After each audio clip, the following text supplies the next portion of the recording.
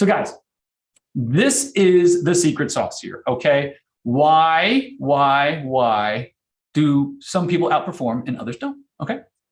Now, let me guess, guys. Now, I would like everybody as much as possible, okay, give me a thumbs up, or if your camera is off, I want you in the chat, okay, letting me know exactly what you're doing, okay? Now, here's very important. Let me guess. Your broker, managing director, maybe a book you read, all your coworkers are all giving you approximately the same advice, okay? Let me know if any of this, and I'll tell you what, put your hands up and keep them up if any of this sounds familiar, okay? Let me guess. They tell you, specialize in one property type, become the area expert. They'll oftentimes tell you, oh, yeah, you wanna get involved in every lease. They tell you, oh yeah, get involved with every buyer, okay? They wanna tell you, get involved in this little geographical area, okay? But here's the problem, folks, okay? This is the same tired advice that has been given to every single commercial agent in the last 30 years, okay? And this might have worked before the internet came, before information was abundant like it is now in terms of like CoStar and Prexy, and everything is kind of centralized, right?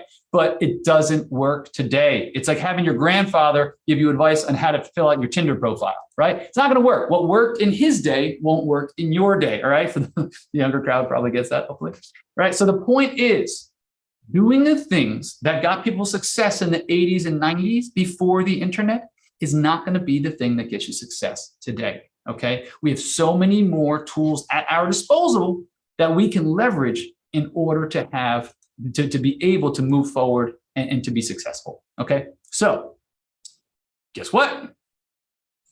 It doesn't work, okay? Well, I mean, it does if you want average results. Do me a favor, everybody, raise your hand. Everybody here that wants to become a top 1% earner. Okay, hands up, hands up, hands up. Okay, good. Now, keep your hands up if you want to be average. Right? Exactly. How many people here are taking time out of their busy workday, work life, away from their family, away from their business, because they want to be average? Nobody, right? But if you keep doing the same thing over and over again, right? Just keep going, doing the same strategies that they've written books about for the last 30 years, guess what? You're going to get the same average results. And what was that? That guy, what's his name? Albert Einstein? What did he say about, do a favor, guys, remind me what he said about it, the definition of insanity. Go ahead and type that in if any of you recall what Albert Einstein is quoted as saying about insanity. Can anybody let me know? Gold star to the first one that answers this one right. Da, da, da, da, da, da.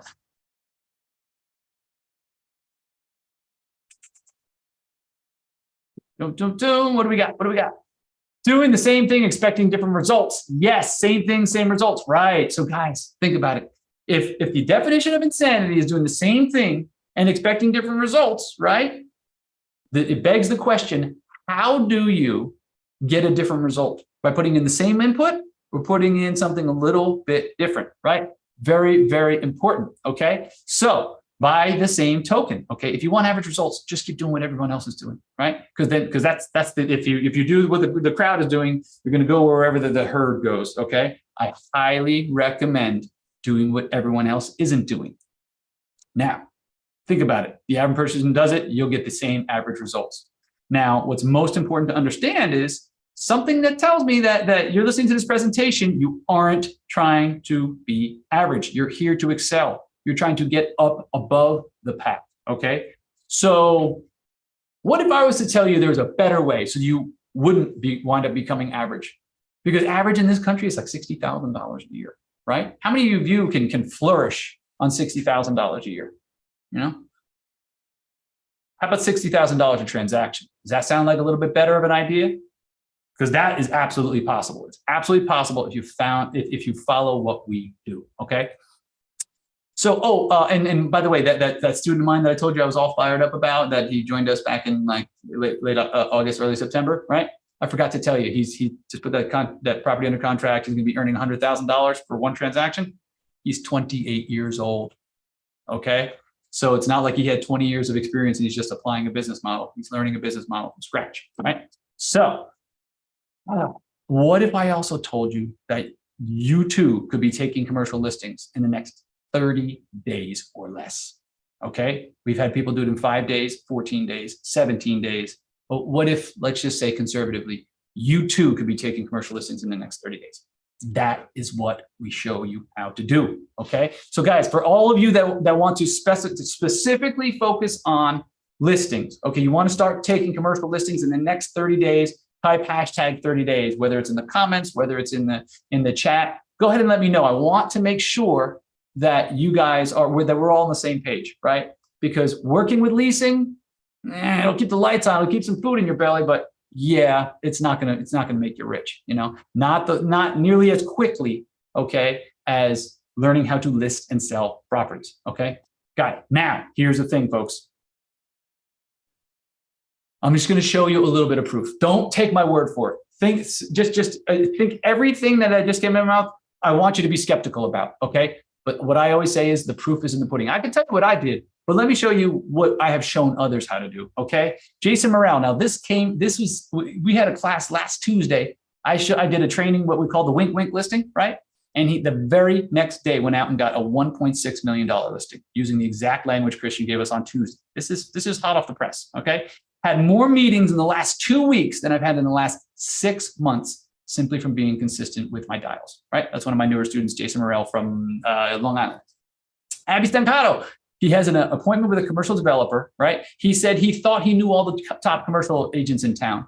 He asked me how someone he didn't know had so many listings in so many areas. He was impressed and wants to meet me. This guy got a meeting just because he now has, I think, 17 active listings in the market there, okay? Abby Stancato 2 years ago was working a 9-to-5 marketing job, okay? This is what we're able to do with folks, okay? And this is what specifically this business model I'm about to tell you about, these are the results that we get from this, okay? Braden Witcher, he joined me about a month ago, okay? Booked an appointment for a 6-plex tomorrow, early afternoon, and had a 12-plex Wednesday afternoon. This is from about a week and a half ago. By the way, he got the listing, okay?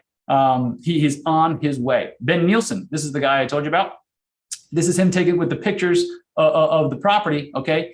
He got his first listing 5 days into the program, okay? So again, results speak for themselves, right? I can go on and on and on and show you more of those, but here's what we do, folks, okay? This is why you're all here, okay? We take the standard brokerage model and we flip it completely upside down. People run for the exit, we run for the entrance. People run for the entrance, we run for the exit, okay? So instead of one property type, working with leasing, working with buyers, working with sellers, one small geographical area, be the neighborhood expert or the area expert, throw all that out the window. We do the exact opposite, and here's what I mean. They say one property type, I say sell 4 or more, okay? They say, now let's think about that. Think of the logic behind it, folks, okay? All this stuff makes sense when you reverse engineer it. What would have happened, okay, and I want everybody to type in the chat for me, okay? What would have happened to the people that were office-only agents during COVID? Do you think 2020, from March 2020 to March of 2021 was a good year or bad year if you only sold office buildings? Go ahead, type in the chat, good or bad. Come on, humor me, right? Because there's a reason, there's a method to this madness, okay? There is a reason. Yes, bad. Diversity is good, 100%. Bad, very bad. Guys, you being attached, handcuffed, as it were, right, to one property type, okay, is like being on a boat, right? And you have no life preserver, and if that boat sinks, you sink. As opposed to maybe having one hand on one boat, one hand on another boat, a life preserver, and a life raft underneath you. So if one doesn't work out, whoop, hop to these other ones. If the other one doesn't hop up, whoop, hop to the other ones. Worst case scenario, you got a life raft, okay? The point is, folks, in investing, right, they call it hedging, right? You ever heard the term hedging your bets? What you're doing is you're hedging against the bad economy. The economy is cyclical, okay? But also individual property types within the economy can be cyclical. Some are better years than others. Certain different market factors can make multifamily amazing. Think about, okay, let's talk about multifamily. During COVID, what did they do in California? Imagine being a multifamily only broker during the 18-month period where landlords were unable to collect rents. Do you think anyone wanted to buy a property that landlords could not collect rents from, right? So think about it. What's going to happen in your business? It's going to tank, all right? So that's the very reason why we say multiple property types. I say 4, right? That way you have your bets hedged. You know what I mean? It's like having one employee, and whether they come to work or they don't come to work, and your entire business depends on it, versus having 4 employees. So if one isn't doing quite their job, the other 3 can pick up the slack. You with me? Okay. They say leasing, buyers and sellers. I say sellers only, right? There's about a 6-month lag period between getting this business model ramped up. Okay. But once you do, there's absolutely no question that you will be able to make the most amount of money in this business possible.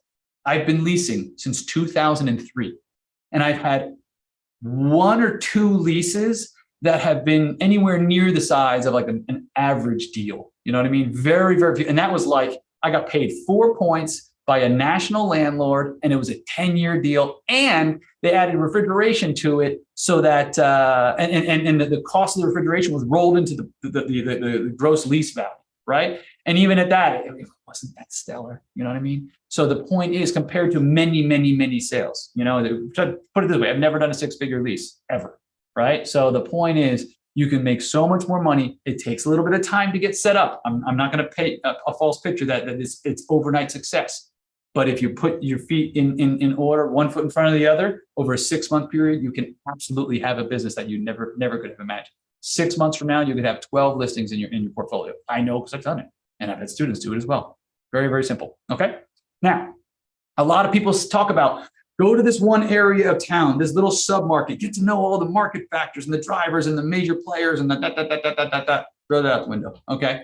People don't do business with you because you bought them a cup of coffee. They do business with you because you can solve a problem for them. Okay. Now, I don't know about you guys, but here in Miami, right? We want to talk about industrial properties, right? Industrial properties, the average absorption rate is 4% per year, which means, okay, in any given year, if you're going after, you know, speaking to this business owner, there's only a 4% chance that property is going to sell that year, which also means the average hold time, if you do the inverse of that, is 25 years, right? So would you want to have coffee with somebody every year, every 3 months for 25 years before you have a chance of selling their property? Would you rather go out after people that are a little bit more motivated, what I call highly leveraged or more motivated sellers, right? Which makes a bit more sense, right? That's what we do.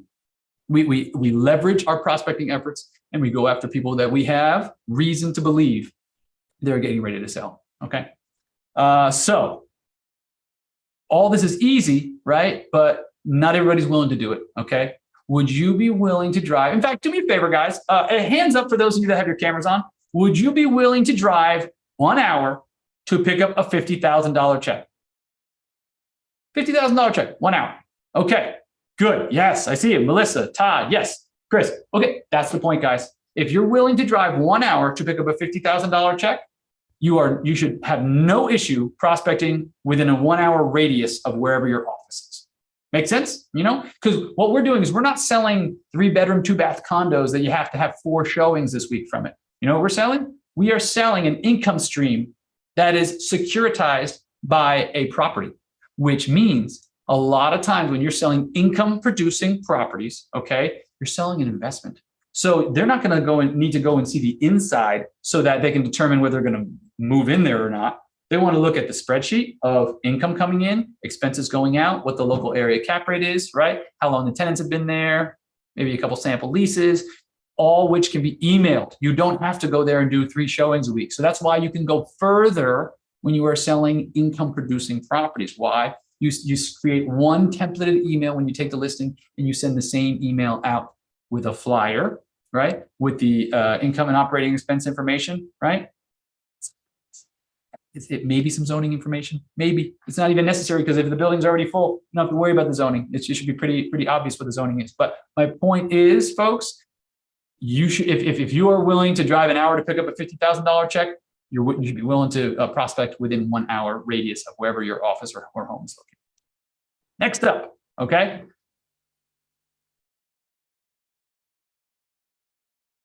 Okay, if you follow these guidelines to a T, right? And I mean to a T. You come into the office, you do this from this time to this time, you do this from this time to this time, you follow the process, you follow the bouncing ball. if you are consistent with it, you can have the same results as Jason, Abby, Ben, Braden. The list goes on, right? Very, very important to understand. If I fully believe that if one man or woman has done it, so can you, right? You just have to follow what they did. It was called the cause and effect relationship. If you do what they did, do all the steps that they did, there's going to be a high correlation to you having the same effect as they were able to have. Okay. Or you can keep doing what you're doing. You can keep doing what you're doing and keep doing the same process you have been. But something tells me if you're here taking a half hour out of your busy day, and time is one of the most valuable commodities that we can never, ever get back. Something tells me you're looking for something new. Okay. So if you're looking for new results, if you're looking for a new way of doing it, if you're looking for a way of working smarter and not harder, guys, we can help you. We can absolutely help you. Okay. So guys, biggest takeaway. What was everyone's biggest takeaway? What was one of the ahas that you're like, never thought about it that way?